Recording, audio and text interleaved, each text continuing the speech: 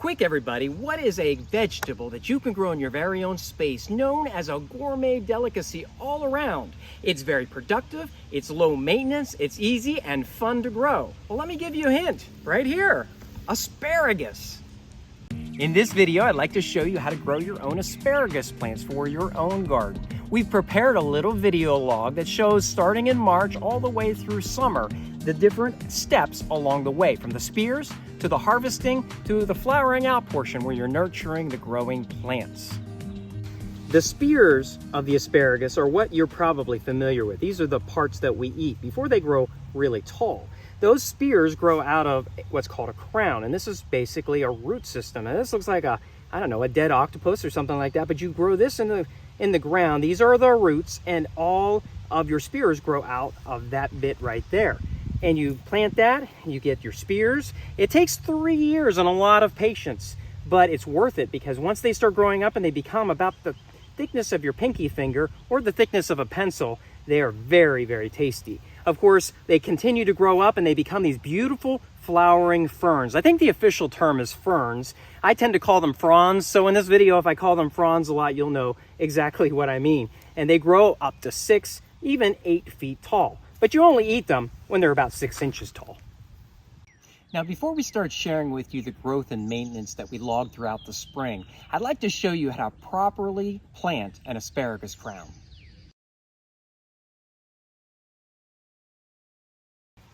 Typically, when you buy asparagus crowns, you can buy them in these bags. Here are some non-GMO asparagus crowns. These are purple passion. So there'll be a purple spears as they come up. And as I reach into here, usually you get a handful of these little dried up octopus shaped things. And they're typically with rubber bands on them. So you want to snip those rubber bands off of there.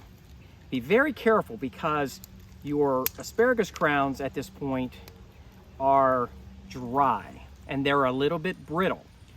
When you take the bands off, you'll separate these. I think there are 3 in this little packet here. 1, 2, 3, and see how brittle they are. They want to fall apart. You'll want to be very careful with them. They look dead, but if you put them in a bucket of water for about 20 minutes to a half hour, they will soften up a little bit and you'll be able to work with them. So I'm going to go ahead and put these in the water right now. This crown has been in the water for about a half hour, and I can tell already, even though it's still brown, looks dead, that it is less brittle. It has absorbed some of that water, and therefore it is ready to put in the ground. When you're planting asparagus, you want to consider a couple of things as far as the location.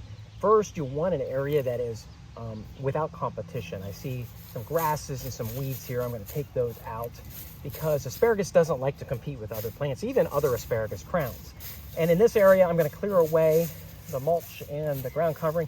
I have a perfect little spot here that's basically just the dirt. You want a well-drained area, not too wet and not too dry. And you want a little bit of clay in it, which means that you want a little bit of compactness so that those asparagus shoots can come up out of the ground well, but that they're not so loose where the dirt falls away from them and exposes them too much. This ground here is just perfect. So here is your little crown, and it has been put in the water for a while, so it's a little bit pliable, which is good because what you have to do with this is you have to spread these roots out a little bit. It wants to be sort of like that when it's in the ground. You have all of the roots coming into this root ball, the part here where all the spears come out. So what we're going to do is use the entire diameter of the roots, and we're going to build up under this root ball so that it can sit on a floor of dirt with all of the roots down and around it. So we'll dig a hole that basically mimics that shape. This is what the finished hole will look like for your asparagus crown. You'll have a small mound in the middle, and you will lay the crown on top of it, that center part where all the roots come out, and then use the entire diameter of the root system, spreading them out over that. The crown is supported. The roots have all they need to be able to reach out into the ground. Then you'll cover this with loose soil up just above the crown. Again, the soil has to be loose enough so that the spears can come out, but compact enough to hold the crown in place.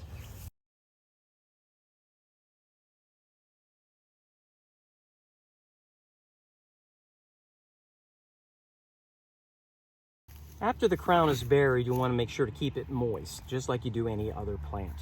What I do, and I like to do, is when I bury them, use a straw or some sort of a light mulch to be able to put around the crown, keeping that moisture in there and keeping the bare ground from being exposed. After the crown starts growing, it will come out in fronds like this, very small and wispy ones. They're too small to eat. They're very, very thin. You really shouldn't eat any of the spears until about 3 years, because at that point they'll be the size of your pinky or maybe the thickness of a pencil. You'll want to just let these grow, because this each year will give the plant successive years of energy and growth, and these will get thicker each year until, like I said, about the 3rd year you'll start to see them thicken up to the point where you'll be able to eat them. Another important thing with asparagus is you don't want to cut all of the spears off and leave none of the spears to grow. You always want to do about half and half if you can, or something like that. Take some for harvest, and maybe even take all of them for harvest for the first month, but at some point you want to let others grow. And sometimes it's just the thin ones, so you'll let those grow and take the thicker ones. But you want to be very careful to let the plant store enough energy for successive seasons. If you don't do that, you're likely to kill the crown. Think of these plants as a photosynthesis factory. The energy from the sun goes into the plants and creates food for the crown. If it doesn't have many of these fronds, then the crown will starve to death. You want to make sure there are enough of them to be able to get that sunlight energy back down into the crown itself.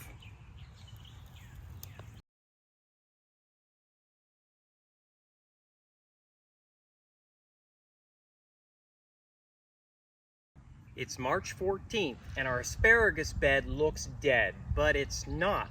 This is the time of the year that I start cleaning up because there's some life in these rows.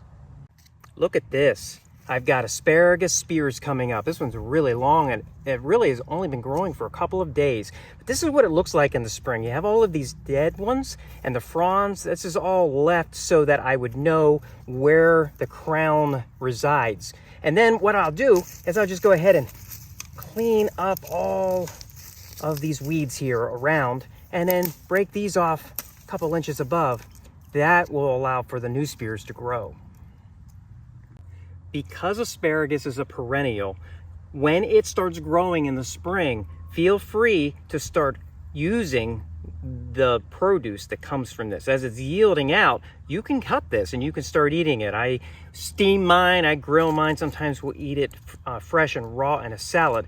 But because this is about as thick as my pinky, a little bit thicker than a pencil, these are okay to use. These are about 5-year-old plants, so I would expect that most of the spears that come out of this crown are going to be ready to eat. So I'm going to go ahead and cut this. Dan will go down the row and start to tear out all the dead ferns.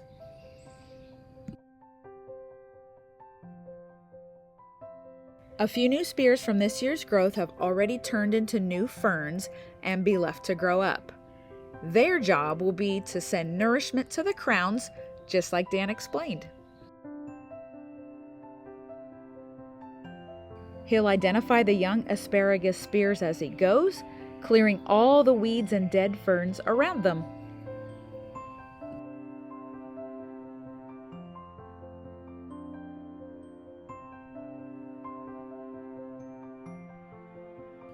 You can start to see the progress he's made in the first row, where the ground is clear and opened up.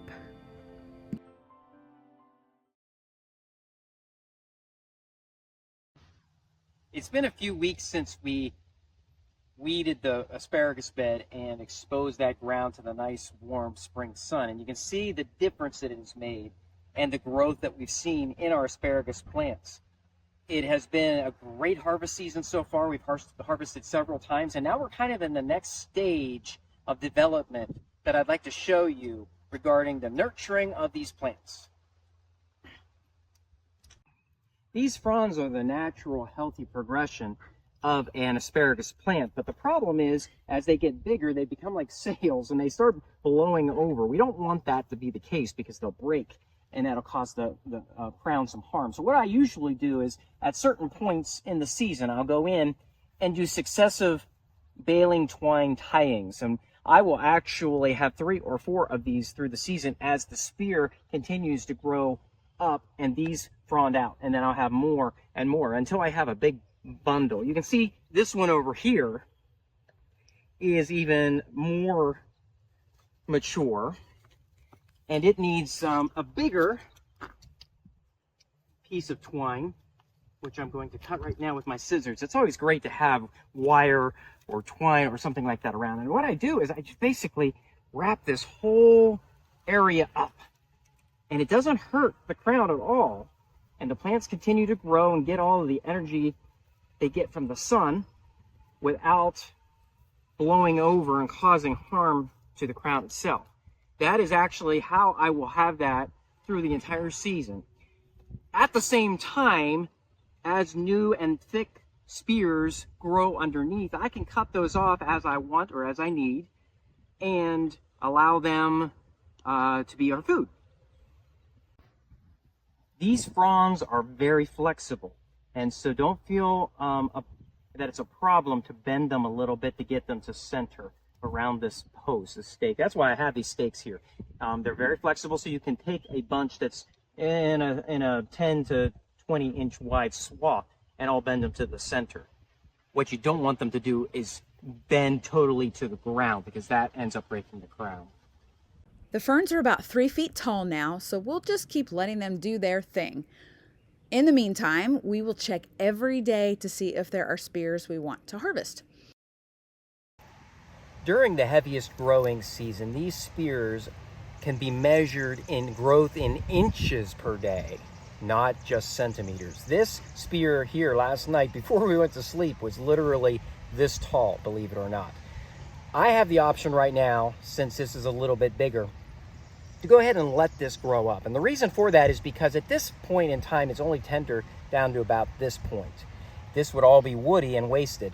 Instead, I'm going to allow this crown, which you see only has the 2 spears at this point, grow up and strengthen itself. We'll look for some spears that are about half this size and thick like this to be able to harvest right now.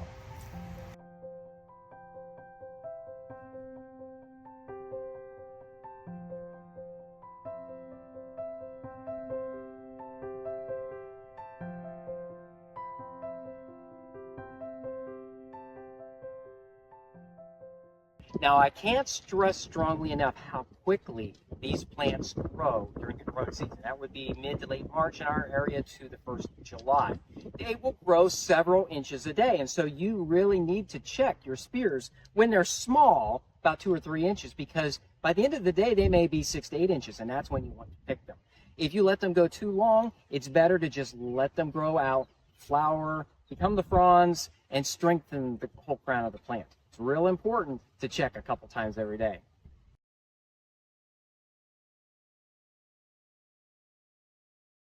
Well, here we are at the end of May, and you can see the progress that we've made in our asparagus. These things are huge, and as I've been curating these, I've been tying them up occasionally as they get taller, as they get wider, bundling them up, and they get as high as 8 feet tall.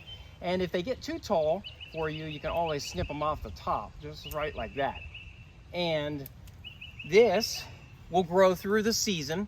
It will start getting brown as the season ends. That's when all of the energy is in the crown that the plants need. They will die off naturally and get brown. But in the meantime, you do have small shoots that are coming up. And so you have the choice of letting those grow up and strengthen the crown, or you can cut them off and you can eat them just like you have been through the season. This is a really great time of the year.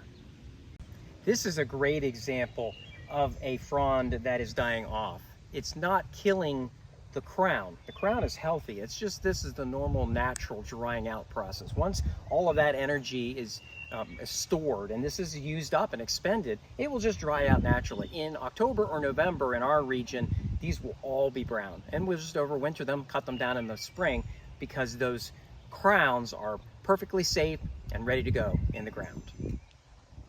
And that brings us full cycle for your perennial asparagus garden, all the way from the cleanup in the early spring and in March when the spears start to appear, to April and May when you have the harvest time and all these fronds growing up and strengthening the crown. And of course, then everything dies off and the fall overwinters. Winter is quiet, and then next spring, you see it all happen again. It's a really fun and exciting process. I hope that you've enjoyed this video. Blessings from our homestead to yours.